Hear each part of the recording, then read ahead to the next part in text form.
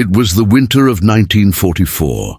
Snowflakes drifted lazily across the barbed wire fences of a quiet, isolated American POW camp. The biting cold gnawed at the edges of worn uniforms, and the grey sky stretched endlessly above, a somber canvas reflecting the uncertainty of war. Inside the mess hall, however, the atmosphere was different. Warmth radiated from the long wooden tables, polished to a subtle shine, where steam rose from bowls of hearty stew and freshly baked bread. Rows of German prisoners of war, young and old, sat cautiously, their eyes wide with disbelief. Many had endured months of hardship, hunger gnawing at their stomachs, their hands calloused from long marches and frontline labor. Yet here, in this strange foreign land, something unimaginable awaited them. The scent of roasted meat, the comforting aroma of fresh bread, and the gentle clatter of utensils filled the hall, not with tension or fear, but with care, with intention. An American soldier moved quietly between the tables, offering an extra helping of mashed potatoes to a trembling young man. "Eat more. Don't worry," he said with a reassuring smile. The words were simple, almost banal in normal times, but in this moment, even the most hardened soldiers couldn't hide their astonishment. They had marched across frozen fields, trudged through mud-soaked trenches, and stared down the fearsome uncertainty of battle, yet nothing had prepared them for this. Here in the heart of enemy territory, in a place marked on maps as a prison camp, they were offered something that defied every expectation they had carried with them, something that went beyond mere survival. The long wooden tables, neatly arranged, gleamed under the warm, golden light of lanterns hanging from the ceiling, and every seat seemed to promise a reprieve from the relentless anxiety that had become their constant companion. The POWs were ushered to their places, hands shaking slightly, boots scuffed and frozen, eyes darting nervously, anticipating either ridicule or neglect. But neither came. Instead, the hall welcomed them with a warmth that almost felt foreign. Steam rose from bowls of thick, savory stew, sending rich aromas curling through the room, intertwining with the faint, comforting smell of freshly baked bread. Butter glistened on small ceramic plates, like sunlight trapped in a golden droplet. The soldiers had imagined rations, small portions of hard bread, thin slices of cold meat, but here every plate seemed to overflow, every bowl beckoned them to eat more. Some of the POWs froze, staring at the generous servings, unable to believe that such abundance was meant for them. They exchanged cautious glances, silently asking each other if this was a trick, some cruel test designed to confuse or humiliate them. But there was no mockery, no malice in the eyes of the Americans moving among them, ladles in hand, distributing second helpings, even third if the prisoner dared to ask. The first bites were tentative. The young man closest to the stove lifted a spoon, shaking slightly, his knuckles white around the handle. He had not eaten a hot meal in weeks, perhaps months, and the rich aroma, the warmth radiating from the stew, overwhelmed him. The moment he tasted it, the steam rising in delicate wisps around his face seemed almost to carry away the weight of fear and despair he had been dragging across Europe. Around him, others were less hesitant, driven by hunger and curiosity, scooping generous portions with trembling hands, tasting bread still warm from the oven, and nodding in disbelief. Eyes widened, brows arched, and then slowly, cautiously, smiles began to appear. They were hesitant smiles at first, as if the muscles in their faces were rusty from disuse in human interaction that wasn't forged in fear or survival. But they were smiles nonetheless, small and fragile, yet infinitely telling. The American soldiers moved with an unusual quiet dignity. One, a young man with dirt-streaked cheeks and a kind, steady gaze, knelt slightly as he placed an extra bowl of mashed potatoes in front of a trembling prisoner. "Eat more," he said, the simplicity of the words belying the depth of their impact. "Don't worry." The phrase echoed strangely in the room, carrying weight that seemed almost absurd in its gentleness. It was almost revolutionary, almost surreal. the enemy being told with such calm kindness to let go of fear and partake fully in sustenance. The POWs glanced at one another, disbelief mirrored on every face, wondering if the world had somehow shifted beneath their feet, if perhaps this moment was a dream from which they would awaken only to face hunger and hardship once again. Time seemed to slow. Each movement, each clink of cutlery, each soft sigh of relief became magnified in the cold, quiet hall. The prisoners ate, slowly at first, tasting everything with cautious reverence, then with growing assurance. They passed bowls to one another, laughter, a quiet, almost forbidden sound, spilling from a few lips. Some chuckled at the absurdity, while others stared at the bread in their hands as if it were a treasure they had never expected to touch again. The warmth of the meal spread beyond the stomach, easing tense shoulders, loosening the tight grip of fear that had held them in invisible chains for so long. And yet, it wasn't just the food itself that left them in awe. It was the deliberate care, the intent behind every action.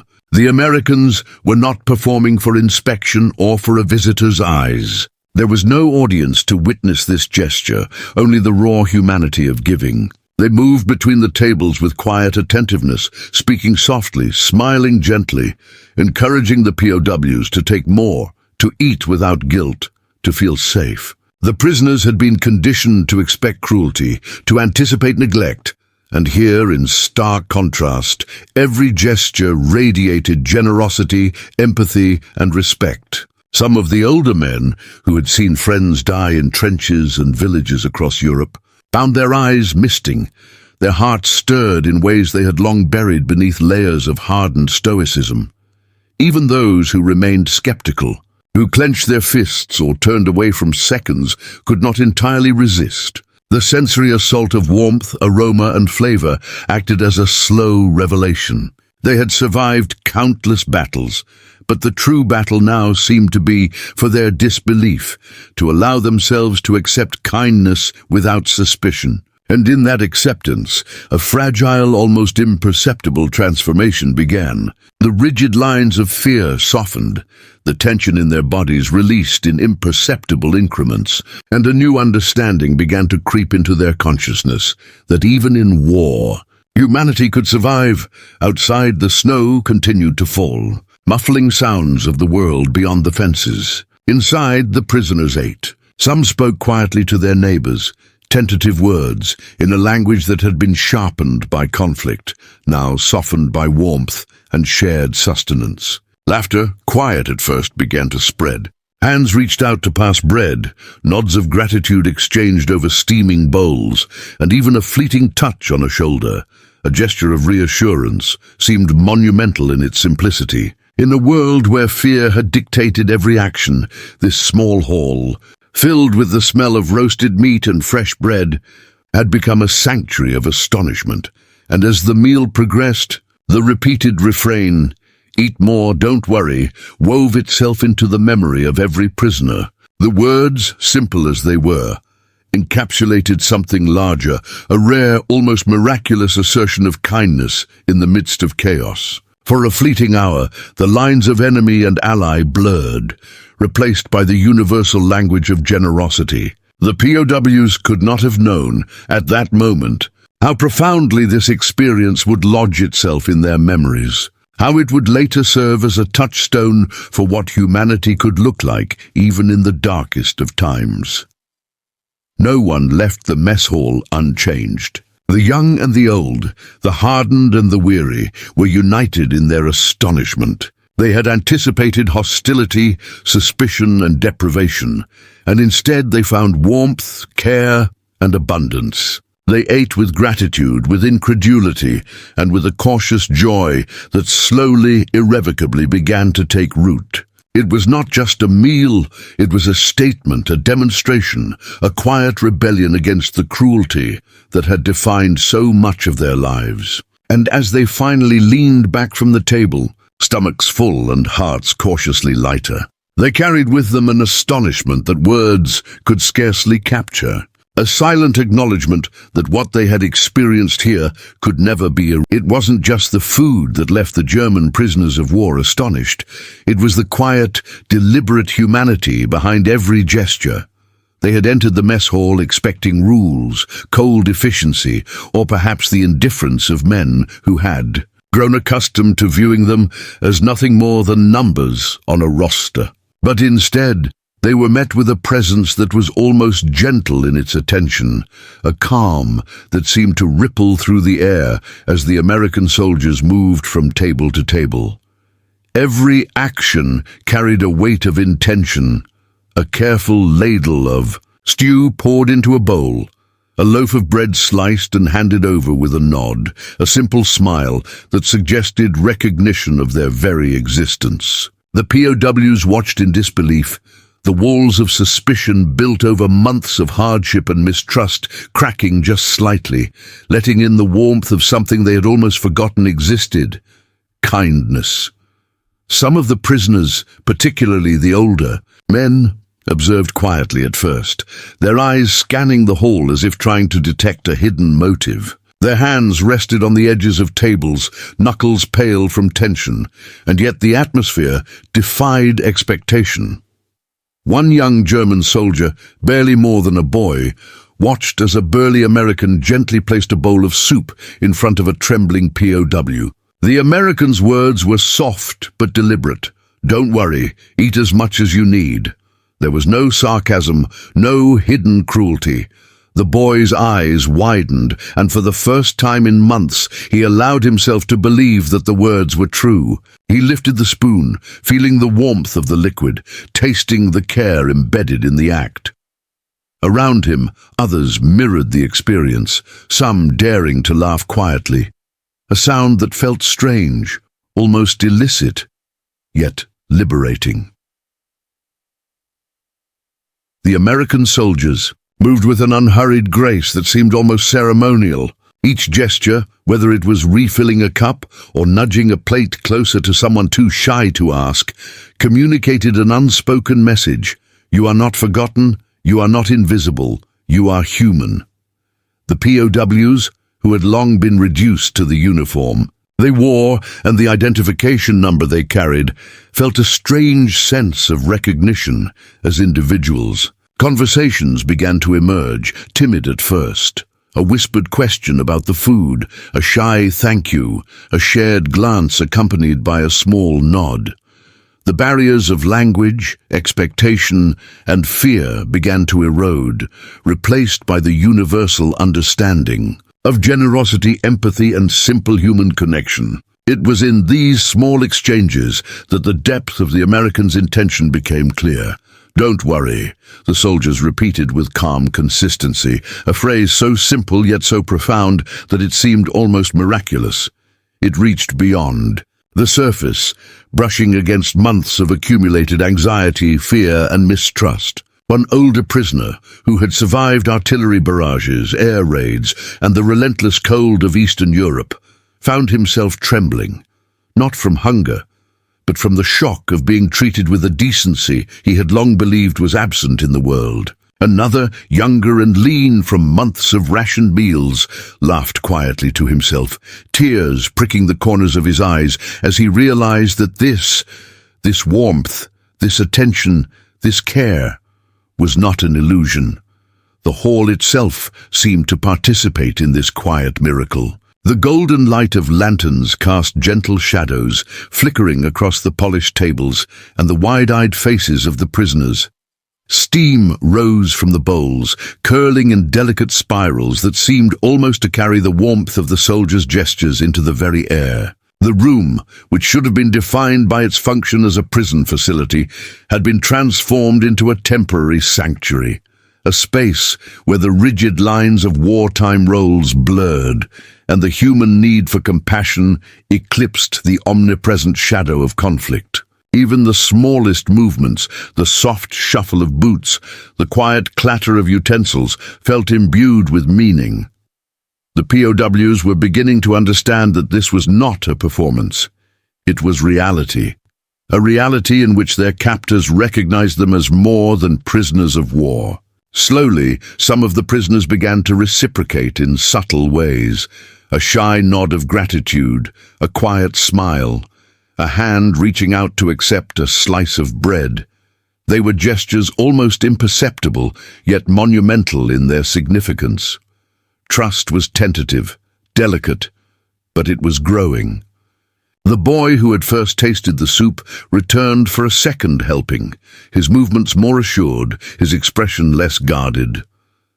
Across the hall, two older men exchanged a quiet chuckle, their eyes meeting in shared recognition of the humanity that had been so startlingly displayed. Even in this place, surrounded by the trappings of captivity, there was now the faint pulse of normalcy, of shared humanity, of empathy expressed through simple, tangible acts.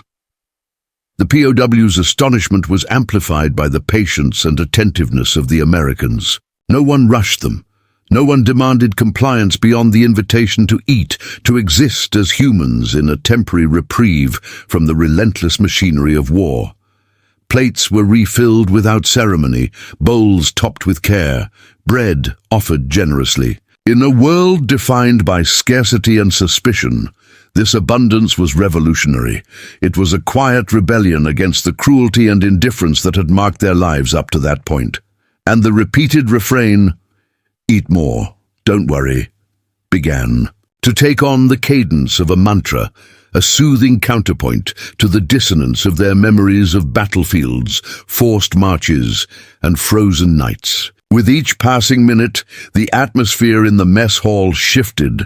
The prisoners, once tense, cautious, and mistrustful, now leaned a little closer to the tables, moved a little more freely, and allowed themselves to savor not only the food, but the feeling of being recognized as human beings. Conversations tentatively emerged, soft words that would have been unthinkable days earlier, questions about the stew, murmured thanks, the quiet sharing of memories from homes far away.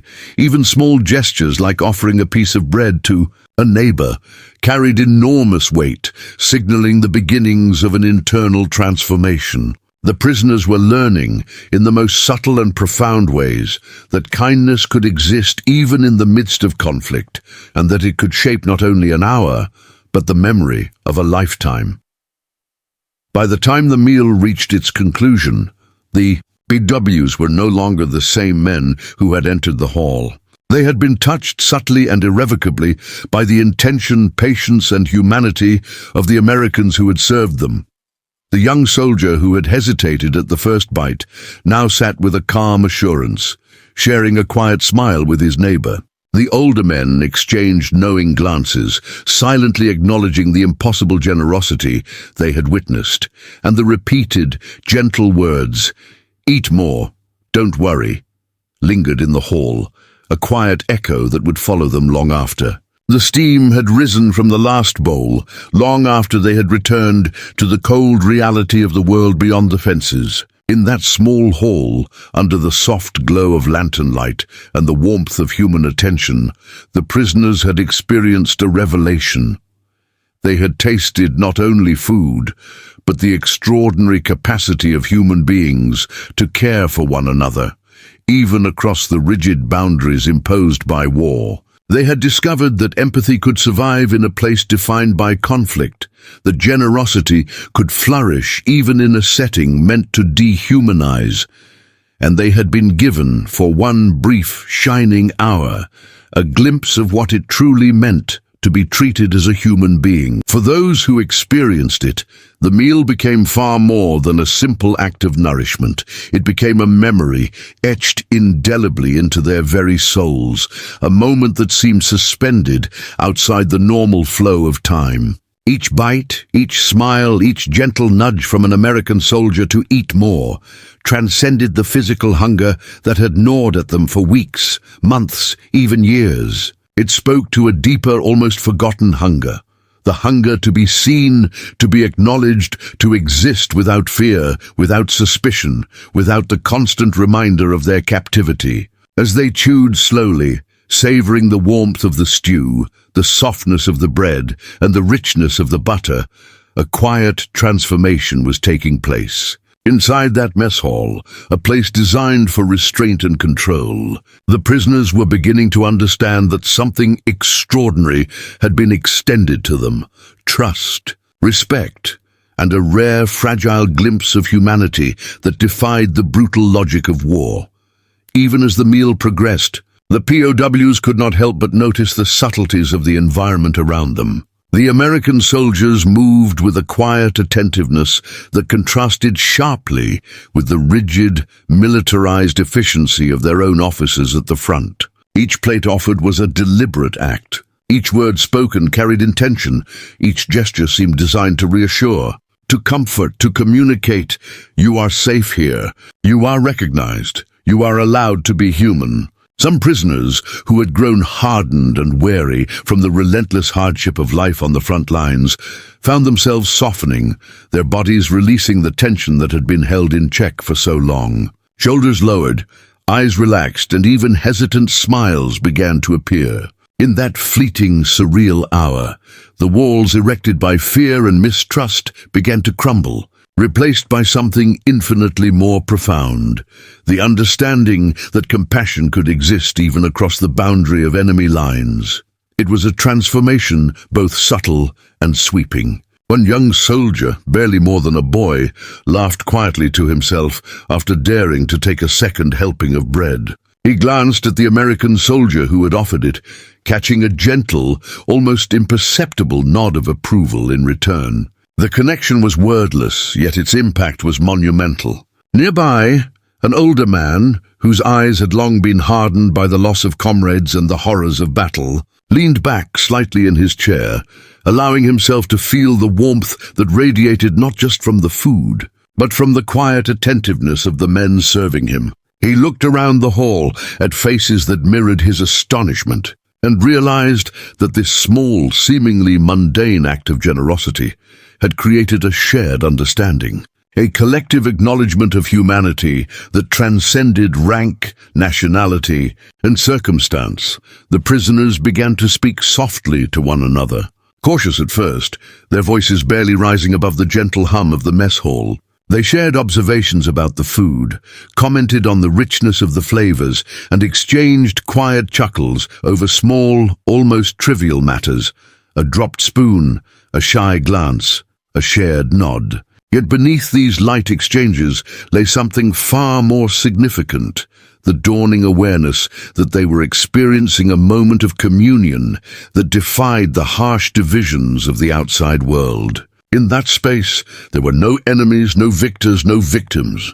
There was only the quiet affirmation that, despite everything, human beings could extend kindness, could offer comfort, could acknowledge each other's existence with dignity and respect. Even the simplest gestures took on extraordinary significance. A loaf of bread passed from one prisoner to another, a pat of butter offered with a nod, a gentle hand resting briefly on a shoulder. All carried weight far beyond their immediate function. Each act reinforced the lesson being quietly imparted: that generosity, empathy, and care could survive even in the most unforgiving circumstances. The prisoners began to mirror these gestures in subtle ways. Some offered slices of bread to neighbors who had not yet taken seconds. Some smiled quietly, tentatively, discovering that this small act of acknowledgement could ripple outward in ways they had long forgotten. It was as if the very air of the hall had been imbued with the possibility of a different kind of war. A war waged not with weapons, but with humanity.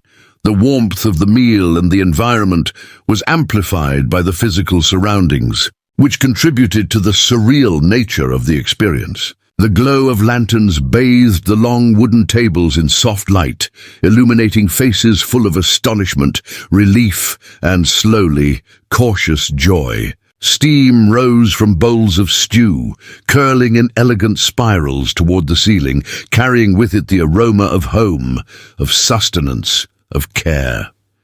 The sound of soft conversation, of laughter restrained but growing, mingled with the quiet clatter of utensils, creating a symphony that had nothing to do with the war raging beyond the fences, and everything to do with the fragile, profound victory of human connection. In that hall, under that warm, flickering light, The prisoners tasted more than food. They tasted recognition, respect, and a fleeting yet powerful sense of freedom.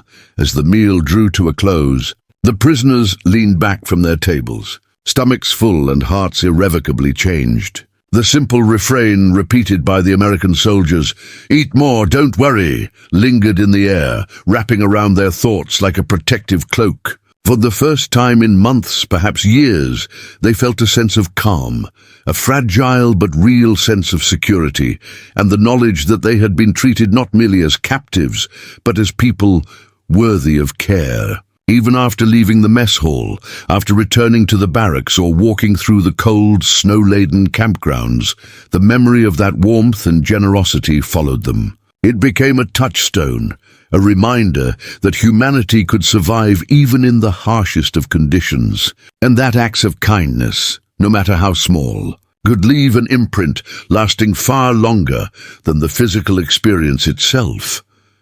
In the days and weeks that followed, the POWs would carry these memories quietly, like hidden treasures. They would recall the soft glow of the lanterns, the rich aroma of stew, the generous piles of bread, and the repeated gentle encouragement to eat without fear. They would remember the faces of the American soldiers, patient, attentive, and entirely human in their actions. And when they spoke later to one another, whether in whispered conversations in the barracks or in letters sent home, they would often describe that moment not merely as a meal, but as a revelation, a lesson in empathy, a proof that even amidst conflict, even under the shadow of captivity, compassion could thrive, and in doing so, could transform lives in ways that rations, orders, and regulations never could.